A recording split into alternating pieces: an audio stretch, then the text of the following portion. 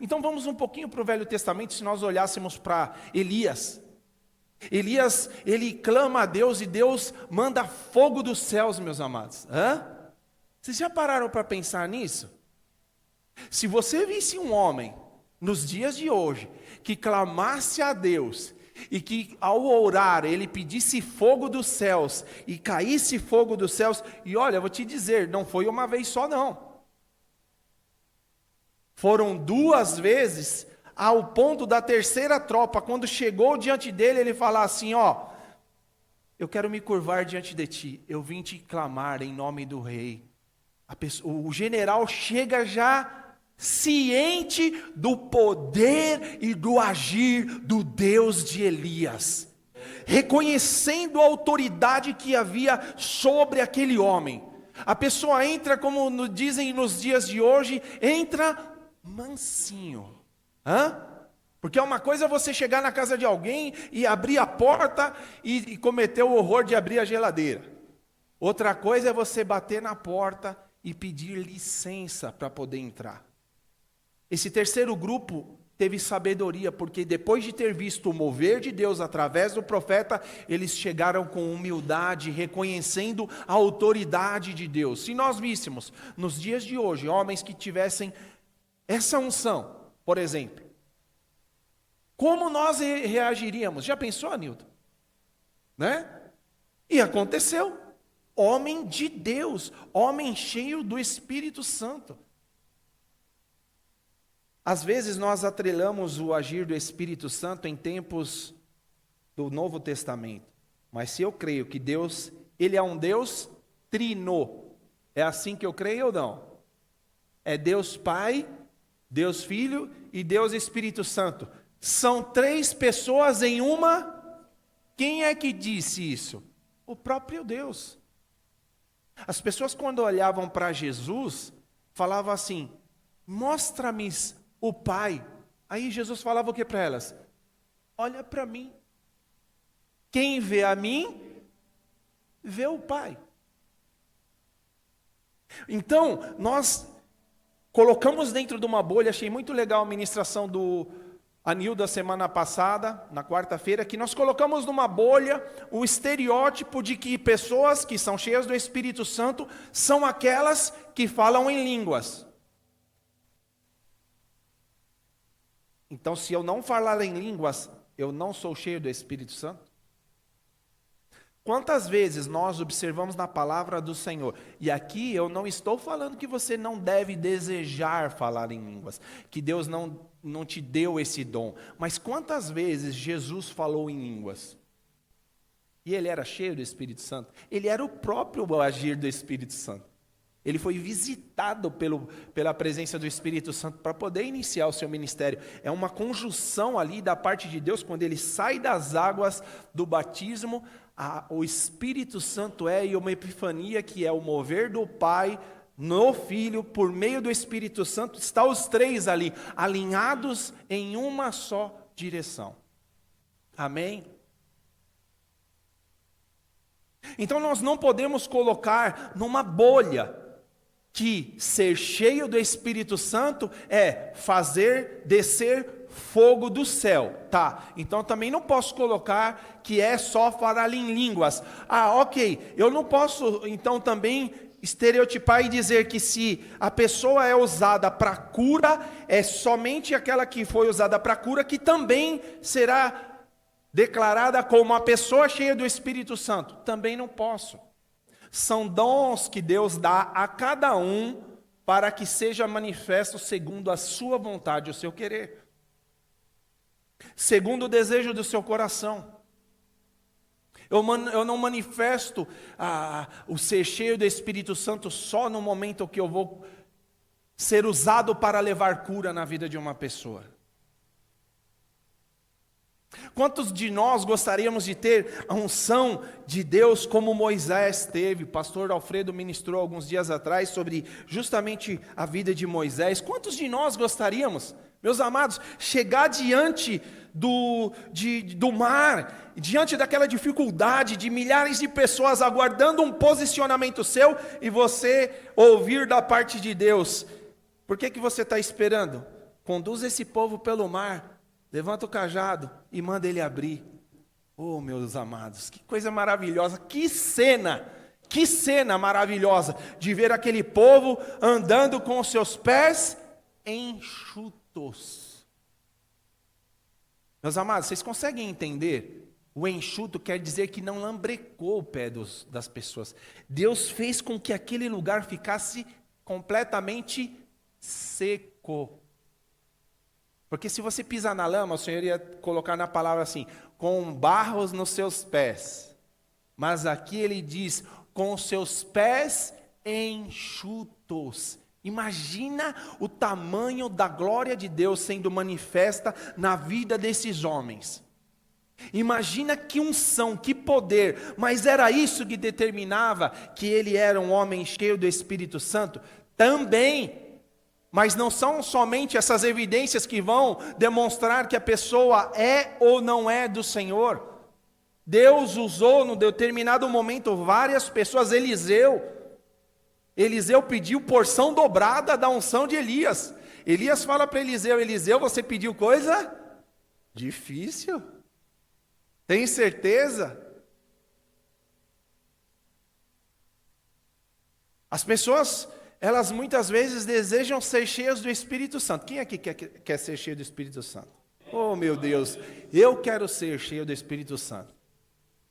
E nós precisamos do Espírito Santo. Amém? Amém. Completamente dependentes. Se o mundo olhar para nós e falar assim, mas você não é dependente de nada, você pode encher a tua boca e falar assim, eu sou dependente do Espírito Santo. Sou dependente dele, porque as minhas decisões não são boas, mas as decisões do Espírito Santo, elas são perfeitas. Ah, mas você não está vendo o que ele está fazendo. Eu não preciso ver, eu creio que ele está fazendo segundo aquilo que é a vontade do Pai. Então, o comportamento do cristão, ele precisa ser totalmente outro. Nós olhamos e ficamos muitas vezes apegados a olhar a pessoa, e se a pessoa não realizar algo mirabolante, algo extremamente evidencial no que diz respeito à parte terrena, nós não a consideramos como alguém cheia do Espírito Santo. Mas de certa forma, esse conceito ele está certo ou ele está errado? Como nós devemos enxergar? Como nós devemos identificar? De que maneira eu posso ver?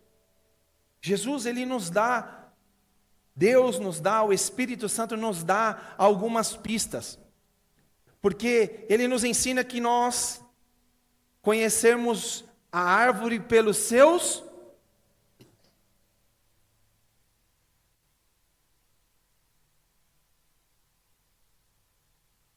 Deus olha para nós e recebe das nossas mãos frutos. E qual é o tipo de fruto que Ele reconhece na nossa vida? Agora há pouco nós falamos sobre dízimos e ofertas. São frutos de gratidão, de adoração, de obediência, de exaltação. É um fruto ou não é? Nós estamos no ano de semeadura. Então, muitas coisas são frutos da ação que nós temos, da ação que você tem diante da presença de Deus. Qual o tipo de fruto que Deus tem extraído da minha mão e da sua mão? Porque Ele vai nos conhecer por conta dos nossos frutos. Às vezes as pessoas têm uma impressão de que nós podemos de alguma forma enganar a Deus. Eu durante o culto ou na igreja, eu me mantenho com uma postura correta, eu uso de palavras bonitas, eu converso com os meus irmãos, e eu tenho ações que demonstram de eu ser uma pessoa piedosa, caridosa, uma pessoa tal, mas e diante da presença de Deus, qual tem sido as nossas ações? Porque aqui o que nós estamos tratando não são momentos com Deus, é de uma vida na presença de Deus. É de viver em santidade, é de buscar, colocar sementes diante da presença de Deus.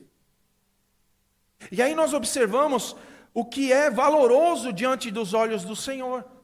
Nós procuramos nos identificar e tomarmos ações mediante coisas que nós aprendemos com a palavra, textos na qual nos levam a sermos cada vez mais servos do Senhor, cada vez mais discípulos. E o discípulo, ele é um aluno. A tradução é um aluno, alguém que é ensinável, alguém que recebe a palavra e coloca a palavra em prática. Se você é um discípulo, você é alguém que recebeu essa palavra no seu coração e que procura viver essa palavra. Amém? Se você não procura colocar em prática a palavra de Deus, você não é um discípulo, meu amado. Eu quero deixar claro alguns conceitos no seu coração. Discípulo é alguém que é um aluno que recebe a palavra e a coloca em prática. Quantos textos você já recebeu na casa do Senhor? E qual é o percentual de aplicação que eles têm tido na tua vida? É ou não é? Quantos aqui tem mais de 10 anos de convertido? Levanta a mão. Caramba, mas vocês são tudo velho, hein? Mais de 20. Caramba. Mais de 30. Meu Deus do céu. Vocês já eram para ser querubins. Hã? Vai mais? Mais de 40. Meu Deus do céu. Vou parar por aqui para não constranger ninguém, tá bom? Meus amados, se você tivesse aplicado na sua vida o percentual de que você já recebeu a palavra, estamos falando de pessoas que têm mais de 40 anos de vida com Deus. Se você aplicasse 40 anos de vida com Deus, imagina o que seria da sua vida espiritual. As pessoas para se formarem hoje, se você vai fazer medicina, é mais ou menos, amor, 5, 6 anos? 6 anos. 6 anos. E quem faz 40, Vivi? E quem faz 40? É pós-doutorado, mestrado, É o quê? Não sei nem o que seria. É ou não é? Porque você tem conhecimento suficiente para poder interagir com as pessoas que estão fora do teu meio e levar conhecimento. E nós? Mas aqui nós vamos falar de um homem, nesta manhã, que cheio da presença do Espírito Santo. Aqui eu quero falar com vocês de um homem que desde o ventre da sua mãe, já parou para pensar? Ele era cheio do Espírito Santo. Um homem que ao chegar perto das barriga com barriga, e eu fico imaginando essa cena, né? É muito louco, né? Eu acho maravilhoso. Titia Isabel, chega Maria, as crianças estão ali no ventre, o que acontece? João Batista está aqui, ó. O mestre está do lado, bate aqui, Jesus. Eu fico imaginando, porque a Bíblia fala que a barriga de Isabel, ela começou a o quê? Se mexer, porque ela viu que o Senhor Salvador estava ali do lado, que todo o ministério que ele iria viver estava ali, ó, ao lado, que estava no ventre de Maria. Então João Batista, desde o ventre da sua mãe, ardia cheio do Espírito Santo, com o desejo de adorar a este Deus maravilhoso.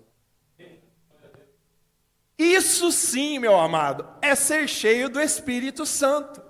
E eu não estou condenando aqui aquelas outras coisas, tá bom? Não é?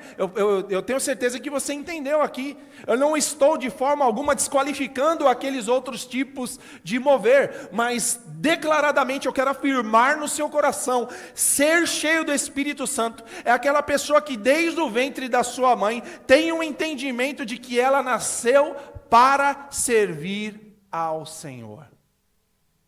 Esse entendimento João Batista teve, porque você percebe no texto bíblico que não há nenhuma narrativa em dizer para João Batista, vá para o deserto servir ao Senhor. Alguém fala para João Batista ir para o deserto? Vocês conhecem alguma coisa que fala, olha, João Batista, Deus desceu e falou para João Batista, vai para o deserto, se separa, tal. Você não vê, porque já havia no coração daquele homem o conceito do que ele haveria de viver. Uma hora você vai pegar e fazer a leitura, e Jesus ele vai ser batizado por João Batista. E naquele momento, ele ao ser batizado por João Batista ele fica um pouco constrangido. Ele fala: Senhor, eu não posso te batizar. O Senhor é o Senhor. Eu não sou digno de atar as suas sandálias. Mas sabe o que é interessante? E aí eu até escrevi aqui do ladinho, no 15, diz assim, não é esse texto agora, mas ele é uma pincelada que chamou muito a minha atenção. Ele falou assim para ele, falou: mas Jesus lhe respondeu: deixa por enquanto, porque assim, olha o que vem depois do assim. O nos refere-se a quem ali? A Jesus e a João Batista. É uma palavrinha tão curta, mas ela tem um significado tão grande, tão importante. Mas Jesus lhe respondeu: deixa por enquanto, porque assim, para nós dois, nos convém cumprir toda a... João Batista estava ali para fazer o quê? Cumprir a justiça de Deus. Meu amado, olha o que o nos traz para aquele contexto. Parece uma coisa simples, mas não. Os dois estavam vivendo claramente aquilo que era a vontade de Deus para a vida deles. Mas Jesus lhe respondeu: deixa por enquanto. Jesus sabia quem ele era, amém?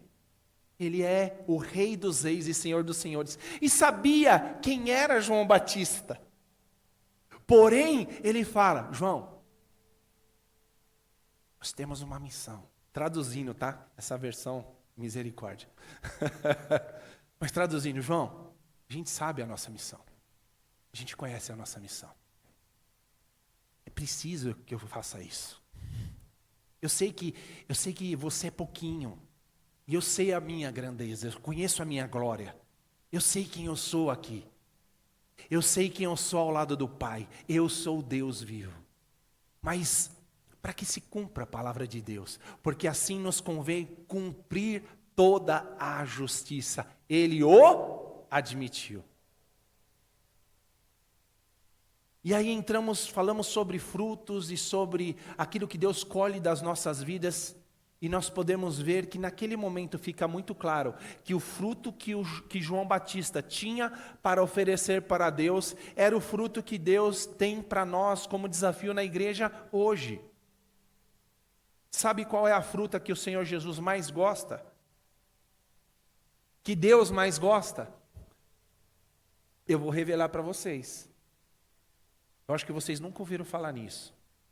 Mas se tem um fruto que Deus gosta, e Deus gosta de comer, viu, gente?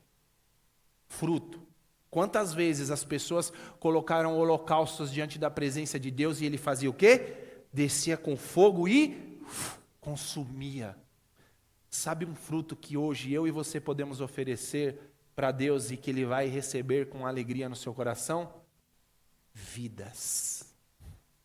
Vidas aos pés do Senhor Jesus. Deus não está tão preocupado quantos carros você vai ter na garagem.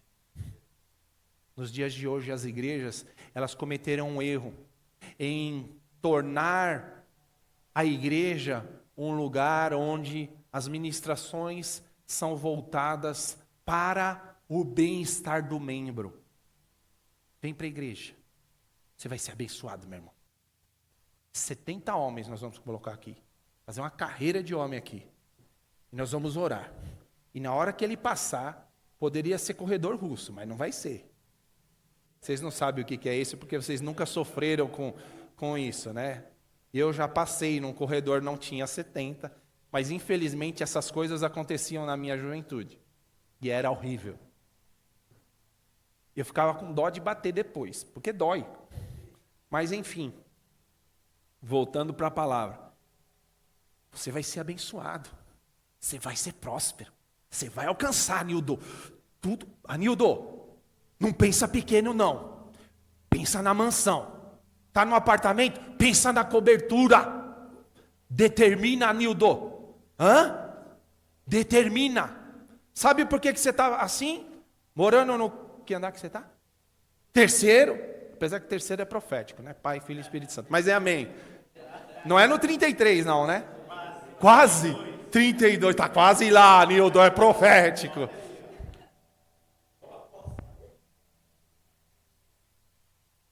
É claro que Deus se importa com você, meu amado. É claro que Deus quer te prosperar. Você tem dúvida disso? É claro que Deus tem prazer, em alegria, de te fazer conduzir a lugares especiais, coisas que só Deus pode promover na sua vida. Mas mais do que isso, a maior preocupação de um pai é levar o seu filho à salvação. Jesus falou isso com João Batista. Convém a nós dois cumprir a vontade do Pai, a cumprir a palavra. Qual é o desafio nessa manhã para as nossas vidas? Qual é então o que moveu o coração de João Batista? Qual é o segredo? É frutos de vidas, meus amados. Quando você leva uma pessoa à salvação, você agrada demais a Deus. Existe um versículo que fala assim: há festas nos céus.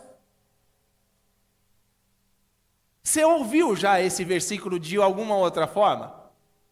Há festas nos céus quando o Anildo for para a cobertura. Vou usar você hoje, meu irmão, porque eu sei que eu tenho liberdade para brincar com você. Você está junto, tá? Você vai ter o seu lugar Spar lá, tá, A hidromassagem. Determina, Determina, hidromassagem, Senhor. E eu quero banheira branca, eu quero não sei o quê. Coloca a cor, do jeito que... Porque é assim. É ou não é, gente? Eu estou falando algo enganoso? Não é. As pessoas olham para Deus... A impressão que eu tenho é que Deus virou um empregado. Aquele que você fala, olha, eu quero banheira branca, eu quero o carro tal, e eu quero uma Ferrari, e não pode ser vermelho, porque a Ferrari manda devolver. Mas eu quero uma preta, eu quero assim, eu quero assado. Como se Deus fosse mordomo de nós, sendo que nós somos mordomos da parte de Deus aqui na terra.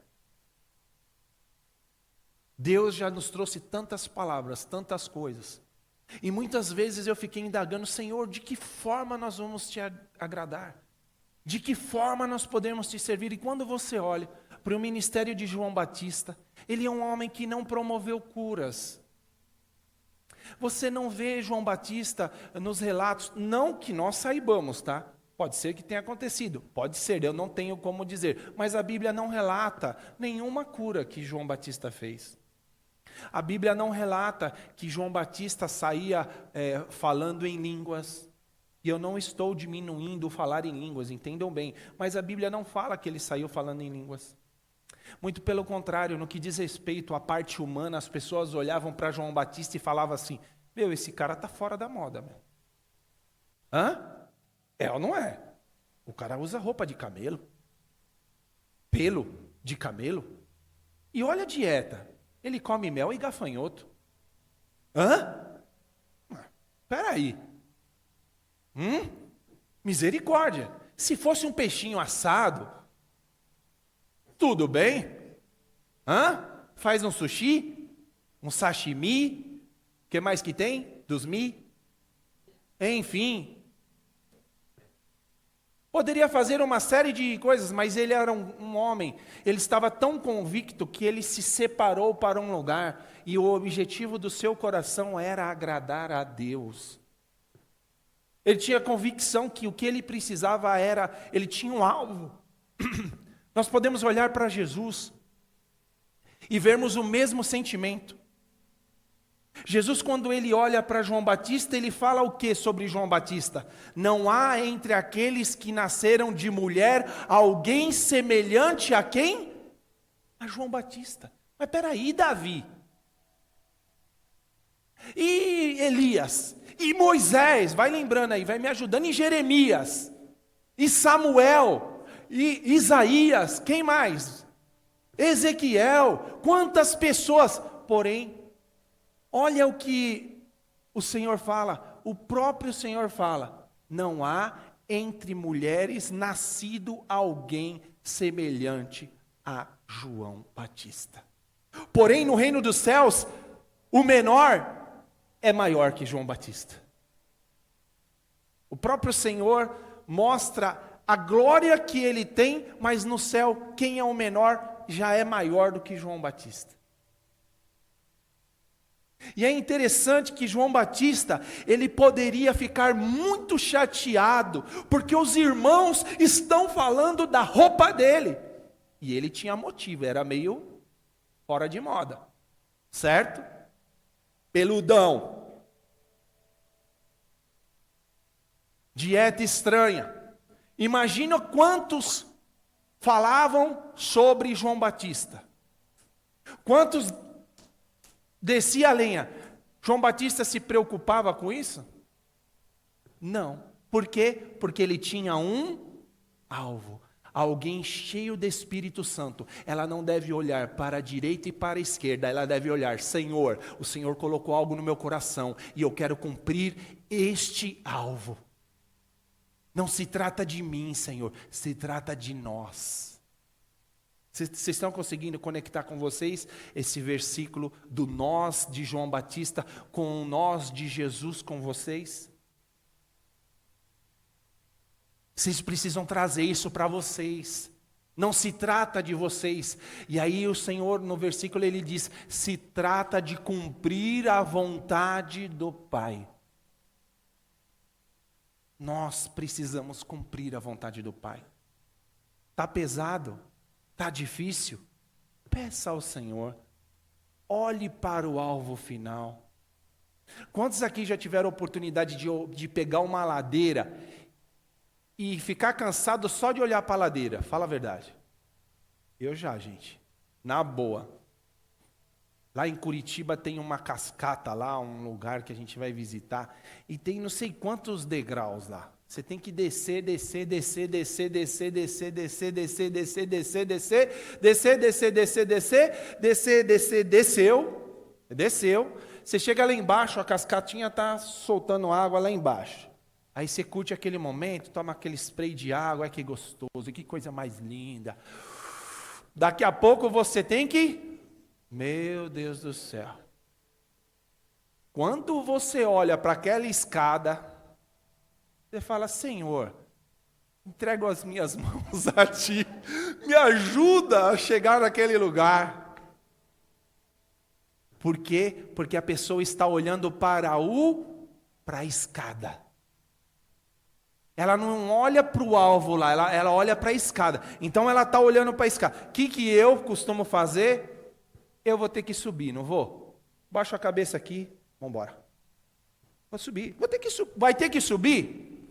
Meu amado, você vai ter que subir. Então não se preocupa com os obstáculos que vão na frente. O Senhor vai estar com você nessa escadaria. Deus vai estar te auxiliando, Deus vai estar fortalecendo a sua perna. A gente sobe e desce daquele andaime, gente, no final do dia, a perna está assim, ó. Ontem o Dema estava já escorregando daquele andaime lá, eu falei: Senhor, tem misericórdia. Batia no andaime assim, a gente já passou dos 30. Não tem jeito. A gente cansa, a gente não queria cansar, mas a gente cansa. Chega um momento que você... Mas nós temos um alvo, eu quero servir ao Senhor. Pessoas vão escutar do Evangelho. Então se eu vou cansar hoje, tudo bem. Eu tomo um banho, dou uma zerada à noite. Amanhã é dia de estar lá, glorificando, adorando a Deus. Eu tenho um projeto. E esse projeto vai ser alcançado através da minha vida. Então você precisa bater no peito e dizer: Senhor, me fortalece nesses degraus. Porque quando eu olho para o degrau, parece que minhas forças esvariam assim, ó.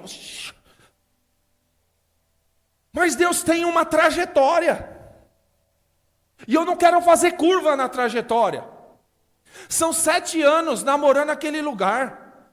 E num determinado momento Deus falou assim: ó, agora é a hora. Pastora Giovana ligou, conseguiu marcar um encontro, fala com o proprietário, isso e aquilo. A vontade de Deus se cumprindo na vida. Não foi 1 mês, 2 meses, já ardia no meu coração. E já ardia no sentido de comprar mesmo. Eu não queria nem locar. O locar foi uma coisa que aconteceu, mas no meu coração já tinha. Falava com a minha esposa: amor, vamos vender aqui, se Deus permitir, nós vamos ali, vamos fazer tal. E Deus preparou tudo, trazendo uma trajetória nova, uma condição nova. E aí você vem para o texto de João Batista e você fica impressionado, porque ele não se detém, ele não se enfraquece, ele não para. Você não ouve da parte de João Batista: olha, João Batista saiu com a irmã tal, João Batista na hora de batizar passou o telefone para a irmã e se encontrou, adulterou, fez tal coisa. É interessante hoje nas igrejas você vê o top da igreja quando vem alguém de fora. Vocês já repararam isso? O irmão é o irmão que era do comando tal, e agora ele é do Senhor. Eu consigo ver mais manifestação de glória e de poder quando eu olho a vida de João Batista e falo: ele era do Senhor, continuou do Senhor e terminou na presença do Senhor. Amém? Porque a caminhada é difícil, gente. A caminhada, ela é para te tirar do foco. Satanás não perde tempo com quem é dele. Satanás perde tempo com aqueles que procuram fazer a vontade de Deus. O resultado da vida de João Batista qual foi? Ele foi decapitado. Vocês têm noção disso? Da crueldade daquele tempo, da crueldade daquele povo, o que eles viviam, a corrupção dos políticos, a corrupção dos homens de Deus, a corrupção da sociedade, diferente dos dias de hoje. Nós vemos uma sociedade corrupta em todas as esferas que nós temos aqui da sociedade. Não é diferente daqueles dias. João Batista estava vivendo exatamente esse momento.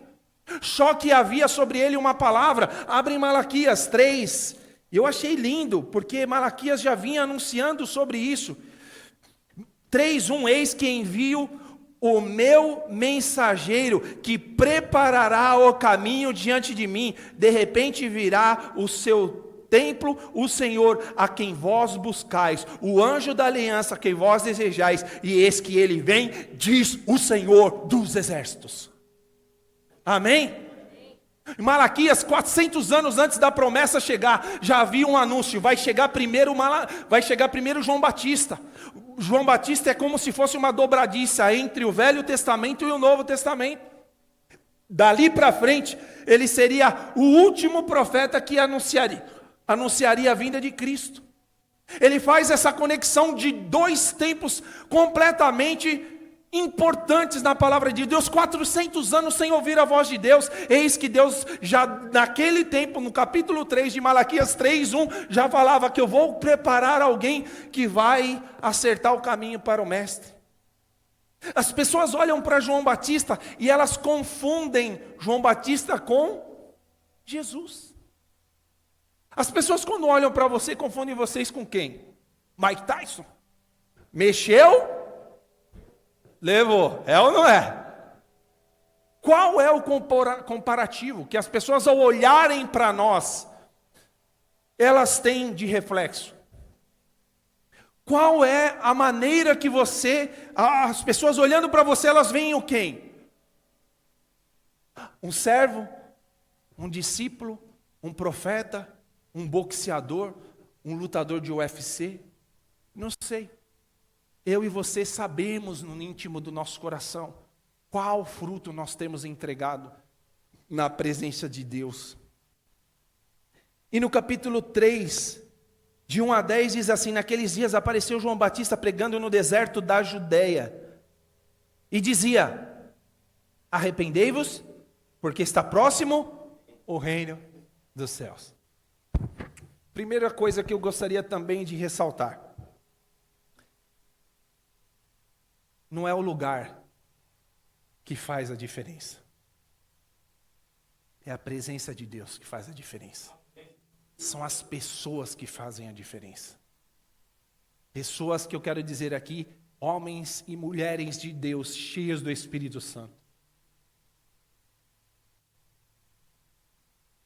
A igreja de João Batista não tinha telhado.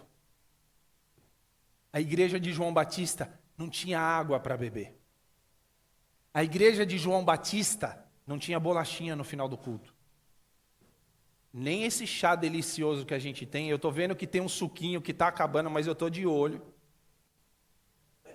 Estou de olho. Não tem esse conforto que nós temos, meus amados. Só que olha a coisa mais maravilhosa. Da Judéia e dos entornos, as pessoas vinham em multidão para ter com João Batista. O que tinha nele? Uma árvore cheia de frutos. As pessoas queriam comer do fruto da vida de João Batista.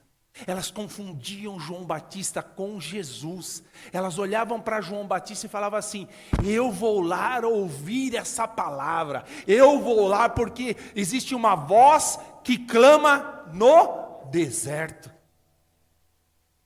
Não tinha templo de Salomão, não tinha templo de não sei o quê, não tinha templo daquilo, mas tinha o templo do Espírito Santo, alguém cheio da sua presença.